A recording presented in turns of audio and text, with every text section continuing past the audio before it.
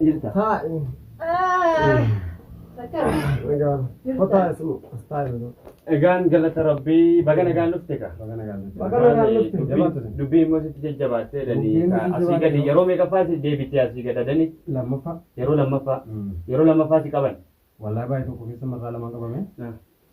Ji'a tokko keessa. Ji'a tokko keessa. Asii adanitti deebitee bishaan biratti achi asirratti ol deebi'uu jechuudha. Maal goonale? Maal fa'aadha? Nagaame jirtanii? Alhamdulillah. Nutis kunoo akkanatti beektaa mageenuu yeroo dheeraa fi gara kana afaan turre. Barinnis amala biraa baaseeti jala. Assalaamu alaikum warahmatullahi wabarakatuh. Kabajamtoota hordoftoota keenya nagaan keenya inni kabajaaf jaalalaa isin haala qabu isiniin jenna bakka jirtan maratti kunoo guyyaa har'aa isinitti deebinee jirra inshaallah. Haalli walitti deebii keenyas immoo waan gammachiisaadha natti fakkaata akkana jennee eegaa jirra. Egaa waa hundaafuu oolee bulee bira ture sossobadhees akkuma ta'etti jara keenya jechuudha waliin nageenya akkan argadhuu fi irra deddeebi'ee sochii hedduu godhaa jira. Inshaallah akkasumas immoo har'a keessummaa addaa tokkotu nu quunnamuuf deema. Akkasumas immoo dubbataan ture irra deddeebi'ee ni beektu hedduun keessanii. Shortaan as keessatti akka hagam akka jabaatee jiruu fi hagam akka ijoollee Oromoo miidhaa jiru isinitti himaan ture. Saahibni keenya kaleessa wajjin jiraataa turre tokko akkasumas jaraaf soddaadha kan asitti ana wajjin wal loltu ni beektu jechuudha. Faaxee ni beektu. Abbaa manaa isheeti. Innis immoo guyyaa har'aa sa'aatii muraasa dura daqiiqaa muraasa dura bilbilaa ture. Dhufee as ga'een jira. Akkasumas immoo amma gara keessan dhufee isinin dubbisaa haala jiru hundumaas waliin ilaalla jedhee oduu gammachiisaa tokko natti dubbataa ture. Innis nama kaleessa wal beeknu nama kabajaati nama jaalalaati. Inshaallah adeemsa jiru hundumaayyuu kan wal faana ilaallu ta'a waa hundaafuu nu faana ta'a isiniin jenna. Mee salaamata gaafadhu kamaan. Assalaamu alaikum warahmatullahi wabarakatuh. Dhuftoota keenyaaf jaallatamtoota keenya akkuma jedhameera kunoo walitti dachaanee jirra dhufnee jirra. Wanni nuti haasa'uu deemnu sarara waan bareedaadha waan gaggaariidha. Gurbaas of biratti qabeetiin jira of biraan deemsinne haala gaarii keessa jirra intalas dhorkeetiin jira amma mana sii jirti dhufuuf deemti.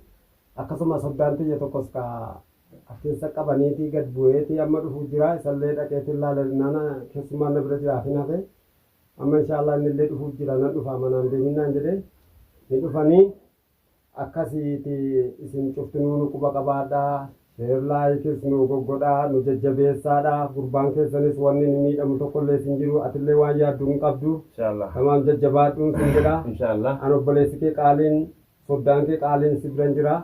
Wanni ti yaaddu tokkollee jiru. Saamni kee qaaliin sun eessa kutte yoo? Aliimo nan deebi'ee dhaga yoonaatti hin deebine maal akka isa mudatan beeku inni amma tarii ba'ee qabamee hin beekamu gaa hin qabame moo hin qabamneen kun naaf hin galle bilbila illee as deebisee wanti naan dubbatan jiru akka yoonaatitti alaa kullee haal waa hundaafuu waan jiru numa dhageenya. Haa ta'u malee hordoftoota keenya egaa akkuma obboleessi keenya kamaan dubbatee jiru haalli jiru haalli adeemsaa jiru amma haala gammachiisaadha inshaallah. Wanti hunduu sirra taalma jira yoo rabbi jedhee akkasumas immoo an sababneen sababa komii isaaniitiif jecha irra guyyaa meeqaffaadha jara biratti kanan argamaa jiru maaliif akka kanaan duraa nutti siquu didee maaf nurraa fagaate maaf nu dheesse jechuudhaan komii kan ka'e akkasumas immoo oduu magee naanaatii dhiisee nama biraa jaallatee naanaatii akkam godhee isa jedhuun wal qabsiisanii namoonni waan baay'ee itti himan sanaan jechuudha namoonni baay'ee natti haaranii baay'ee dhugaa miira addaa keessa turanii inshaallah amma akka jarri nan shakkinitti akkan firooma jaraa itti fufutti jara biratti guyyaa meeqaffaan jara bira bulee kunoo jara wajjin jira har'aan guyyaa meeqaffaa kunoo waliin teenyee haasa'aa jira. Inshaallah kanaaf hordoftoota keenya warri gama imoo isin jara gama adda addaatiin barreessitanii waan tokko dubbataa turtan galatooma ulfaadhaan hordofuu keessaniifis akkasumas immoo akkan hin tuqamne akkan qaama kamiin iyyuu hin tuqamne bilisa ta'e akkan jiraadhuuf waan baay'ee na gorsaa turtanii. Akkan immoo rakkoo adda addaa keessan seennillee waan baay'ee natti himaa turtanii. Egaa galanni keessan guddaadha kan bara kamuu himameen dhumu tokkoof lama miti. Inshaallah kanaan amma immoo haalli walitti dhufeenya keenya jabaateera jara keenya waliin kana booda jechuudha. Kanaan hordoftoota hawaadhaamuu barbaada. Haasaa gallee afaan itti qabeera. Hordoftoota keenya yeroon duraatii yeroon ammaa adda adda waan ta'eef mucayyoos immoo kunoo dubbisaatiin jira telefoonaa haasessaatiin jira. mucayyoon akka inni jira gaa biyya nama jirraa sanumaaf isin bakka dalagaa jirti akka duraan lolaatu sanis miti obboleettiin irra guddoonis lola dhaabdeetti garuu waan soddaan teenya har'a dhufee naan jedhu isin beeku gaa soddaan dhufuu jiranillee naaf soddaa asiillee gaa anaan bejjoodha jettan gaa bejjoodha inshaallah walumaanuu ilaallaa intalti haalli duraan namni isiidhaa fi gurbaa walitti diree sun adda baafattee jirti na fakkaataa namumatti himee haalli isin haasa'u jirtu obbirumatti qabii obbiraa kan deemsifne amma naan haasa'u jira nagaa naan haasa'u jirte natti himteetti waliin haasaattan na fakkaata. Sagalee tokko deebisaa jirti inshaallah alaa kulli haala akka duraatti ofitti gammaddee nafaana dubbataa hin jirtu garuu gaatarii jechuma namaatu deddeebi'ee isheetu dhufee jennaan hin beekamu tarii deddeebi'ee namni isheetti waa meennaan gateessi namaa kunis tarii waan biraa of keessatti bodhachuu danda'a allahu alam rabbitu beeka.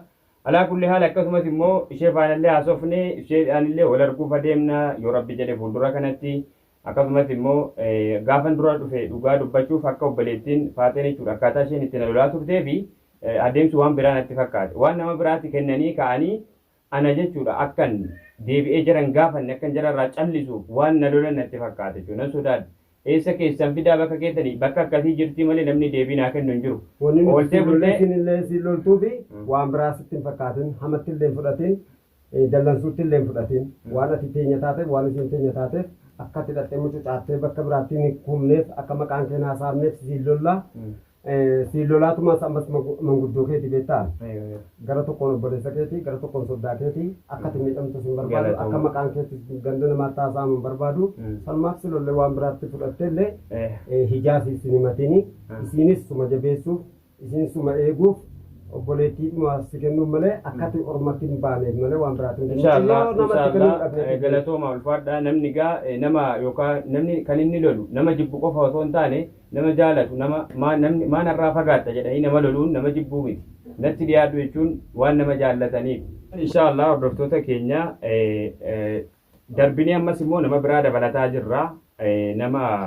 innis nama kabajaati nama jaalalaati nama kaleessa waliin jiraataa turreedha nama tasgabbii qabudha isa faanas taanee haala adeemsaa jiru hundumaayyuu akkasumas immoo jechoonni nama biraa gama isheetti deddeebi'aa ture jechoota babbadaadha jechuudha jechoota ulfaataadha maaliif mageen sidiisee nama biraa jaallateetu guyyaa sagantaa gaa'ilaa qabatee jira hordoftoota isaayyuu beeksisaa jira ishee wajjin dubbataa hin jiru nama biraa kamii wajjin sagantaa akkasii gochuuf isa jedhuun jeequmsa baay'ee ishee keessatti uumaniiru. Kanaaf jecha guyyaa meeqa bilbila cufattee amma guyyaa lamaan kana qofa reefu xiqqoo sagalee naaf qabaarte jechuudha barreeffamaan dubbataa jira bilbila illee kaasaa hin jirtu yoon bilbileef illee amma natti callisteerti maaliif akkana adabuuti jechuudha yaadni ishee keessa jiru akkana adabuuti jechuudha maaliif akkan gaabbii keessa galu akkan waan kanan dogoggoreetii miti dhiibbaan irra ga'e hundumaayyuu ibsadheen jira waa hedduu ni beektu kanaaf immoo ammas inshaallah wanti uumameen jiru nu gidduutti nuti nagaadha galata rabbii ammas immoo adeemsi keenya ittuma fufaa firummaan keenyas ittuma fufaa ani akkuma beekamu dhala oromoo tokkoof lama qofa miti kanan jechuudha jaaladhu yookaan kana hin kabaju ilmaan oromoo kamiyyuu hin kabaju maaliifi kana kaleessa osoo jara kanaa walitti hin dhufin durayyuu namoonni hedduun kan na beekanidha arras immoo ilaalchi gosanuu ilma namaa kamiifiyyuu ilaalcha walqixaan qaba inni tokko fira kooti inni tokko ganda kooti inni tokko obboleessa kooti tokko obboleettii kooti jedhee ofitti butee kaan immoo waan inni ofirraa achi butuun qabu jechuudha. Kanaaf naanaatii jaaladhee ka'ee yookaan isheen illee namoota gaaffii jaalalaa isheedhaaf dhiyeessan hedduu dhiistee ana wajjin erga wal jaalattee kaateeti ishee ganee akkanitti irbuun qaba. Irbuu Oromoon qaba.